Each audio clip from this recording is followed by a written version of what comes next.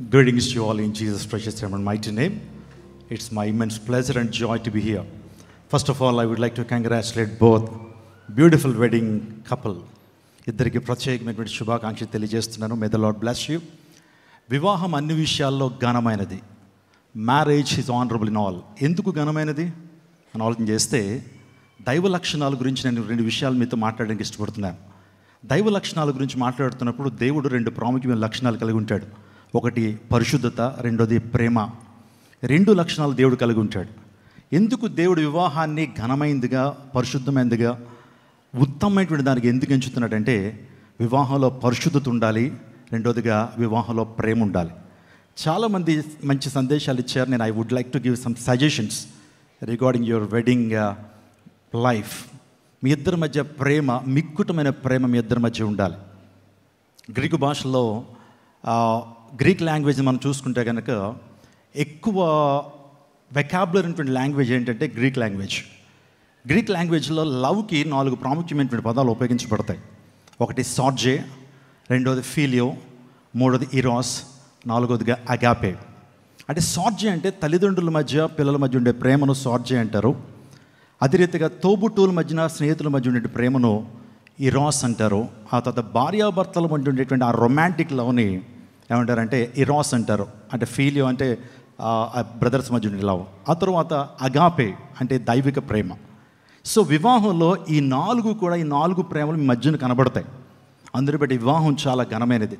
కొన్ని సందర్భాల్లో మీరు తల్లిదండ్రులు అంటే తండ్రి కుమార్తె పట్ల చూపించే ప్రేమను భార్య ఆర్ భర్త ఇద్దరి మధ్య కనబడాలి. ఆ తర్వాత మీ ఇద్దరి మధ్య ఎలాగో రొమాంటిక్ లవ్ ఎలాగో ఉంటుంది. అదే రీతిగా ఫ్రెండ్స్ మధ్య ఉండే ప్రేమ మీ మధ్యన ఉండాలి. ఇద్దరి మధ్య కూడా దైవిక ప్రేమ కూడా ఉన్నప్పుడు మీ కుటుంబాలు ఆశీర్వాదకరంగా, దీవెనకరంగా ఉంటాయి. రెండో సజెషన్ ఏంటంటే మీ ఇద్దరి మధ్య కూడా ఏ విధమైన ట్రాన్స్పరెన్సీ ఉండటానికి వీల్లేదు. మీరిద్దరు కూడా ఒకరికొకరు ఫెయిత్ఫుల్నెస్ ఉండాలి, కంటెంట్మెంట్ ఉండాలి. ఇంకా చాలా చెప్పుకోవాలంటే ఇద్దరి మధ్య ట్రాన్స్పరెన్సీ మీరు మెయింటైన్ చేయాలి. దేవుని లేఖలో చాలా విషయాలు ఉన్నాయి.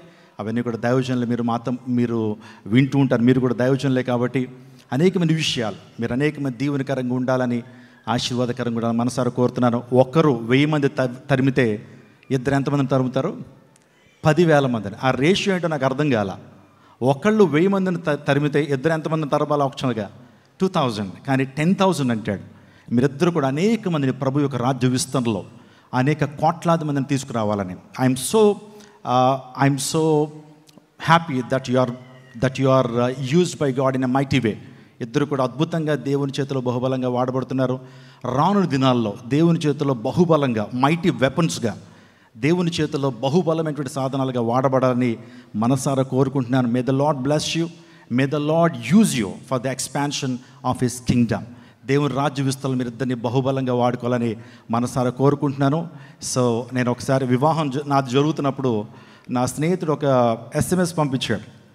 ఆ SMSలో ఏమవుతుందంటే హ్యాపీ వెడ్డింగ్ డే అని పంపించాడు. వాస్తవానికి SMS చూసుకున్న తర్వాత నాకు అనిపించింది హ్యాపీ వెడ్డింగ్ డే పంపించకపోయి వెల్డింగ్ డే అని పంపించాడు. చూసి నవ్వుకున్నారు. కానీ ఆ వెల్డింగ్ అనేటువంటి మాటలో కూడా మంచి అర్థం ఉంది. ఇద్దరు మనసులు వెల్డింగ్ అవ్వటమే వివాహం. కాబట్టి మీరిద్దరు కూడా అనేక మంది దీవెనకరంగా ఉండాలి మనసారా కోరుకుంటున్నాను. సో మీరిద్దరు వివాహం జతపరచబడ్డారు. ఇద్దరు వివాహం జరగబోతుందనే విషయం తెలుసుకున్న తర్వాత ఎంతగానో సంతోషించాం. ఇది నిజంగా దేవుని కార్యం, ఇది దేవుని యొక్క ఏర్పాటు అని మేము గమనించాం. మీకోసం ప్రార్థన చేస్తున్నాం. విజయవాడ క్రైస్ట్ టెంపుల్ పరిచర్యల తరపు నుంచి, అదేవిధంగా మా తండ్రి గారు అపోస్తలు జోసెఫ్ విజయ్ కుమార్ గారు, మా అన్న డాక్టర్ జాన్ వెస్లీ గారు, మా కుటుంబాల తరపు నుంచి ప్రత్యేకమైన వివాహ శుభాకాంక్షలు మీకు తెలియజేస్తున్నాను. God bless you. May the lord keep you.